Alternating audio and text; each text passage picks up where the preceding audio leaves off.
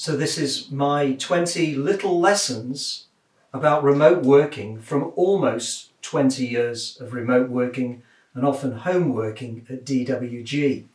I'm recording this while COVID-19 has got Europe and North America pretty much in lockdown, so remote working at the moment means home working.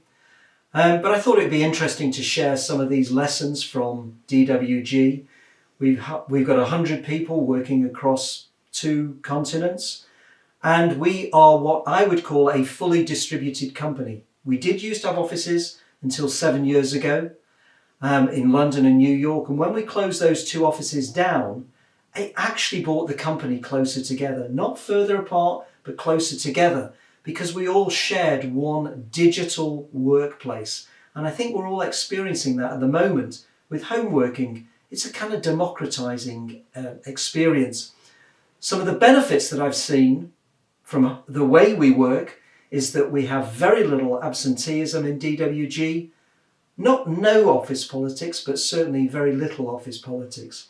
And it's not as a company, we don't like meeting each other. In fact, twice a year, the management team actually live together in what we call the Big Brother house.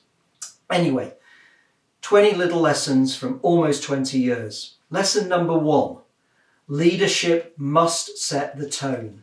Leadership really matters. And if there's one type of person in the organization doing one thing and other people are doing something else, they're not going to listen.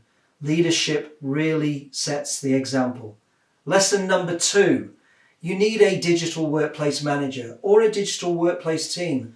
All of these remote workers are going to require support in terms of technology, culture, change management, flexibility. So you need to do that. Lesson number 3, be kind. It's going to be a struggle for some people inside the organization. Some people are going to find this adjustment really hard. You need to be kind, you need to be supportive of them. Lesson number 4, turn your video on. People want to see you, even if you don't look great that day.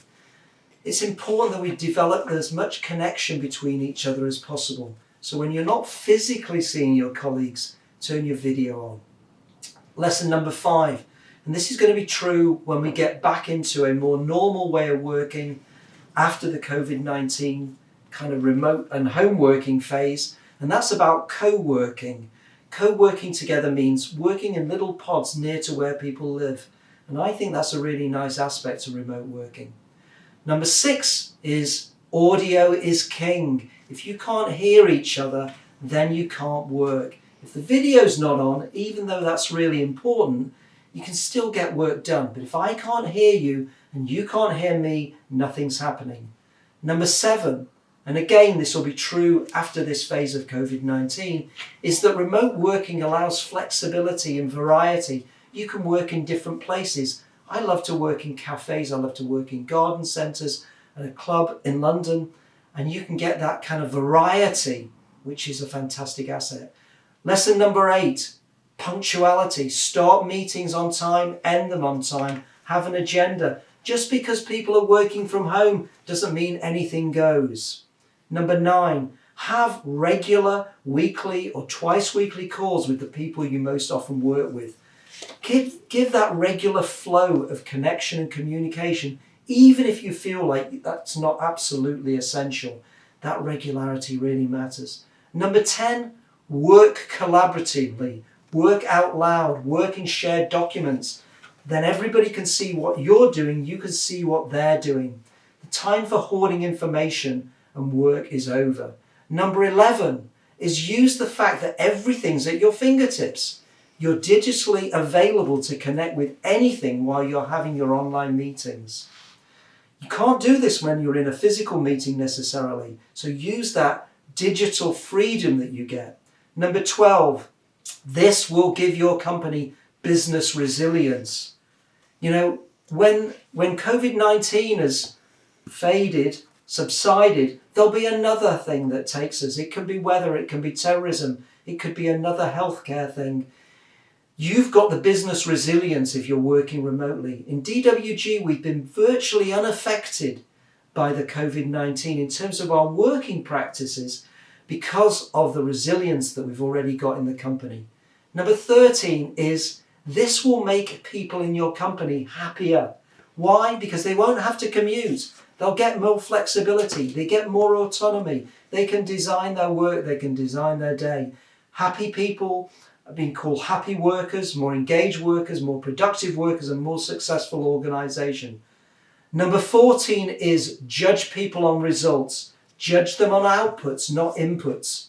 You might not be able to see Marie and see whether she's busy at her desk. Doesn't really matter so long as Marie's producing what she's supposed to. Judge people on what they do, not whether they look busy.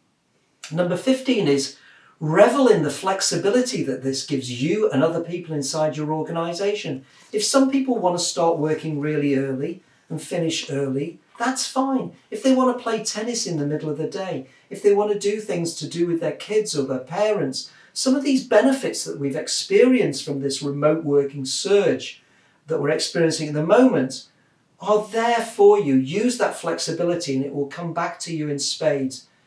Number 16 is it can be lonely. It can be isolating. It can feel quite challenging to work in this way. But let's face it, no form of work is perfect. Physical working isn't perfect. Remote working isn't perfect. But you can do things to overcome that.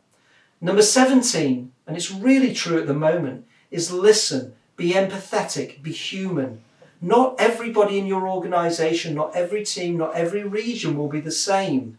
So listen to people, be responsive and sympathetic, empathetic, and be an ever more human organisation.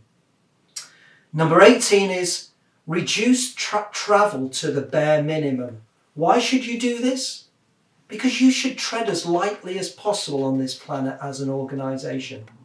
I think we've all seen that the new ways of working are possible in a way that was never expected. And as an organisation, whether you're small or large, you should be travelling as little as possible.